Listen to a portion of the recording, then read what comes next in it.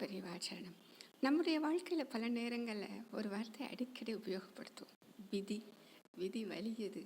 விதியின் போக்கில் இப்படி தாங்க ஆச்சு அப்படின்னு நம்ம சொல்லுவோம்.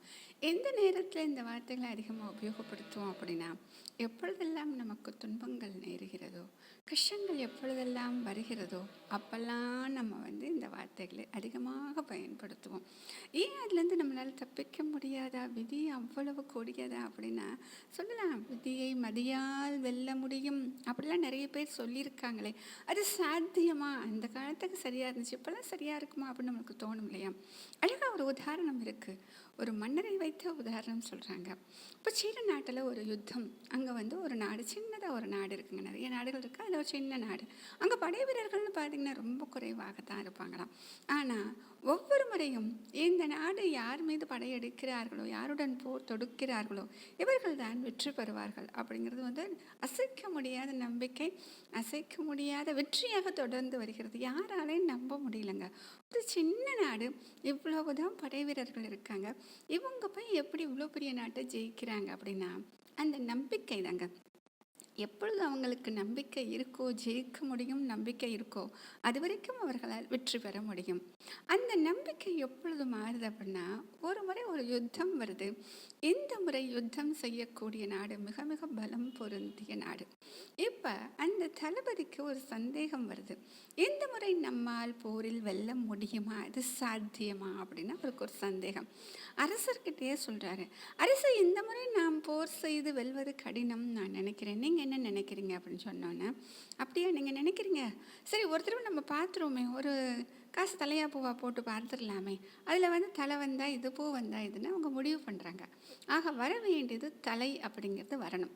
தலைன்னு வந்தால் யுத்தம் செய்யலாம் அப்படிங்கிறது அர்த்தம். இவங்க என்ன பண்ணுறாங்க அப்படின்னா, ஒரு புத்த பிக்ஷு இருக்கக்கூடிய அந்த இடத்துக்கு போகிறார்கள். அங்கேயே போய் ஒரு அழகான ஒரு தங்க நாணயத்தை சுண்டி போட போகிறாங்க. அதுக்கு முன்னாடி அரசர் உள்ளே போனார். உள்ளே போனவர் கொஞ்ச நேரம் கழித்து வெளியே வர்றாரு. அந்த காசை எடுத்துகிட்டு வர்றார். இப்போ தளபதி கிட்ட காசை கொடுத்து, தளபதியே நீங்களே காசை சுண்டி போடுங்க அப்படின்னு சொன்னோடனே காசை தூக்கி மேலே போடுறாரு. அப்படியே சுற்றி சுற்றி கீழே நிற்கிது. எல்லாருக்கும் ஒரே பதட்டம், தலை வரப்போகுதா, பூ வரப்போகுதான்னு. தலை விட்டது. ஒரே சந்தோஷம் எல்லாருக்கும். ஆக நம்ம யுத்தம் செய்யலாம், நம்மளால் ஜெயிக்க முடியும். இப்போ அவங்கக்கிட்ட என்னாச்சுங்க, நம்பிக்கை 100% இல்லைங்க, 200% அந்த நம்பிக்கை வந்துருச்சு. சரியா? இப்போ என்ன பண்ணுறாங்க, யுத்தம் போகிறாங்க, யுத்தத்தில் ஜெயிக்கிறாங்க, அதுக்கு பெரிய வெற்றி விழா நடக்குது. அப்போ தளபதி பேசுகிறாரு, இந்த விதி வலியது, அதனால தான் இந்த தடவை நம்ம ஜெயிச்சிட்டோம் அப்படின்னு சொன்னோன்னே அரசர் தளபதி கிட்ட அந்த தங்க காசை கொடுப்பாரு, ரகசியமாக கொடுப்பாராம். பார்த்தா அதில் 2 பக்கமும் தலை தான் இருந்ததாம், பூவே இல்லையா. அப்போ இங்கே எதுங்க ஜெபிச்சது? அங்கே நம்பிக்கைங்கிற அந்த வார்த்தை, நம்மால் முடியும் அப்படிங்கிற ஒரு நம்பிக்கை இருந்துச்சுன்னா எந்த ஒரு விதியையும் நாம் மாற்ற முடியும். அழகாக ஒரு கதை சொல்லுவாங்க. ஒரு பொண்ணுக்கு டாக்டர் படிக்கணும்னு ஆசை. ஆனால் அவங்க அம்மா ஜாதகம் பார்த்துட்டு, இந்த பொண்ணுக்கு ஆஸ்பத்திரி போகிறதுக்கு வாய்ப்பு இருக்குது, ஆனால் மருத்துவராலாம் போகாது, நோயாளியாக வேணால் போகும், அடிக்கடி ஆஸ்பத்திரிக்கு மட்டும்தாங்க போக முடியும் அப்படின்னு சொன்னோன்னே அந்த பொண்ணுக்கிட்ட அவங்க அம்மா சொன்னோன்னே, அப்படி அம்மா டாக்டருக்கு படிக்க முடியாது, சரி அப்படின்னு சொல்லிட்டு, சரி அப்போ அம்மா நம்ம நர்சிங் படிக்கிறேன் அப்படின்னு சொன்னாங்களா. சரின்னு சொல்லிவிட்டு அவங்க அம்மாவும் சரின்ட்டாங்க. ஸோ நர்சிங் அந்த அழகாக பொண்ணு படிக்குது, ஹாஸ்பிட்டலில் போய் நல்ல வேலை பார்க்குறாங்க, நல்ல சம்பளம், டாக்டருக்கு இணையாக அவ்வளவு தகுதிகளையும் அவள் வளர்த்து கொண்டாள். இன்னொரு தடவை அந்த ஜோசியர் பார்க்குறப்ப, என்ன ஆஸ்பத்திரிக்கு அடிக்கடி போயிட்டு வரியான்னு, ஆஸ்பத்திரியிலே தாங்க இருக்கேன் அப்படின்னு அவருக்கு ஷாக் ஆயிடுச்சு. அவ்வளோ மோசமாக போயிடுச்சு அவன் உடம்பு. இல்லைங்க, அங்கே தான் பெர்மனெண்ட்டாக வேலை பார்த்துட்ருக்கேன், ரொம்ப நன்றி உங்களோட ஜாதகம் கணிச்சதுக்குன்னு கிண்டலாக ஒரு கதை சொல்லுவாங்க. அதுபோல் எதையுமே நாம் கணிக்க முடியாது இதுதான் அப்படின்னு சொல்லிட்டு, அந்த கணிக்கக்கூடிய விஷயங்களை கூட நாம் நினைத்தால் அதை மாற்ற முடியும். ஏன்னா அது எல்லாமே ஒரு வாய்ப்பு தாங்க. அந்த வாய்ப்பு நமக்கு கிடைக்கும் பொழுது அந்த வாய்ப்பை வெற்றியாக மாற்றுவது நம்முடைய கையில் தான். அதை வெற்றியாக மாற்றலை அப்படின்னா உடனே விதி அப்படின்னு சொல்லி நம்ம விட்டுற வேண்டியதான். அதுதான் நடக்குது. நம்மளுக்கு தெரியும், புகழ்பெற்ற மைக்கேல் ஏஞ்சலோ அப்படின்னு சொல்லிட்டு ஒரு பெரிய பெயிண்டிஸ்ட்டு, ஸ்கல்ப்சர் கூட, சிற்பியும் கூட. அவர் என்ன பண்ணுறாரு, ஒரு பெரிய சிற்பியாக இருக்கார் இல்லையா, ஒரு பெரிய சிற்பத்தை உருவாக்குறாருங்க. அவ்வளவு அழகான அந்த சிற்பம். அதில் வந்து இயேசுவும் அவருடைய அன்னையும் இருக்காங்க. அந்த அன்னையை வந்து இயேசுவை கையில் வச்சுட்டு இருக்கிற மாதிரி ஒரு காட்சி இருக்கக்கூடிய ஒரு சிற்பம். பார்த்தவங்க பூரா அப்படியே அழுதுட்டு ஆனந்த கண்ணீர் வடிச்சிட்டு, இவ்வளவு அழகாக தத்ரூபமாக வடிச்சிருக்கீங்களே, எல்லாரும் சந்தோஷமாக சொல்லிட்டு போகிறாங்க. அப்போ அவருடைய நண்பர் வராராம். உனக்கு எப்படி இந்த ஐடியா கிடச்சிச்சு, இதுக்குன்னு இந்த கல்லை எங்கே நீ தேர்ந்தெடுத்த அப்படின்னு சொன்னோன்னே அவர் சொன்னார் நண்பர்கிட்ட, உனக்கு ஞாபகம் இல்லையா இந்த கல்லை பற்றி? இந்த கல் எனக்கு எப்படி தெரியும்? நீ கூட உன் கடைக்கு பக்கத்தில் இது போகிறதுக்கு வர்றதுக்கு இடைஞ்சலாக இருக்குது, இந்த கல் யாராச்சும் இந்த கல்லை எடுத்து போட்டால் பரவாயில்லன்னு தோணுது அப்படின்னு சொன்னேன்ல. அந்த கல்லை நான் போய் உள்ளே பார்த்தேன். உள்ளே அதுக்குள்ளே அந்த சிற்பம் என்னை வெளியில் கொண்டு வா அப்படின்னு சொல்லுச்சு. உடனே செஞ்சேன், இதோ இந்த சிற்பம் வந்துருச்சு அப்படின்னாரு. ஆக பார்த்தீங்களா, வாய்ப்பை அவர் உருவாக்கினார். அவங்கள தேடி வந்து செய்யுங்கன்னு சொல்லலை. எந்த ஒரு விஷயத்தை பார்க்கும் பொழுதும் நமக்குள் இருக்கக்கூடிய அந்த புதுமைத்தனத்தை உள்ளே கொண்டு போய் சேர்க்கும் பொழுது, இதற்குள் செய்ய முடியும், இப்படியும் செய்ய முடியும் அப்படின்னு சொல்லி காமிச்சிட்டோம் அப்படின்னா அது கண்டிப்பாக வெற்றியாகத்தானே மாறும். அதே மாதிரி தான் இட்டாலியன் பெயிண்டிஸ்ட். அவர் வந்து ஒரு ஓவியம் வரைகிறாருங்க. ஓவியம் வரைஞ்சாருன்னா சாதாரண ஓவியம் கிடையாதுங்க. டால் ட்ரீஸ் அப்படின்னு ரொம்ப ஃபேமஸான பெயிண்டிங்க.